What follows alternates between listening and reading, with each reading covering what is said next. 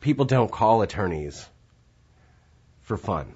I mean, generally when you have to reach out to an attorney, it's because something horrible's happened to you. And I understand that as a personal injury attorney, that ultimately what you're looking for is you want relief. You want the stress of this potential claim or this lawsuit off of you, that you want someone else to take the burden on. And that's what we do. My job as an attorney is to be the mouthpiece for the person who retains me to represent them for any personal injury claim. Ultimately, my job is to get their story told. My job is to get them compensated for the harm that's happened to them.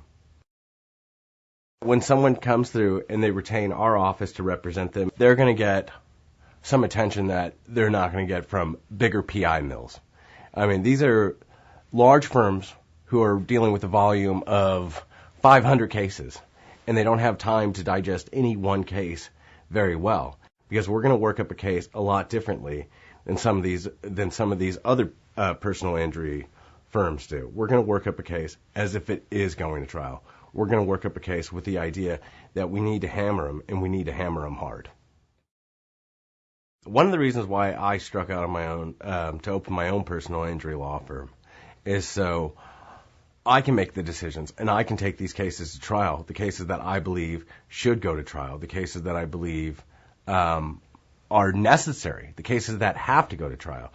And so we have an opportunity, if we don't feel like we're being satisfied prior to a jury trial, we have the opportunity of bringing it all the way to a jury trial and sitting there and getting a verdict and coming back and saying, this is what we did. It feels great to win a case for someone. That's probably the happiest day I could have. I mean, one of the best days I can have is where I see what I feel is justice being served.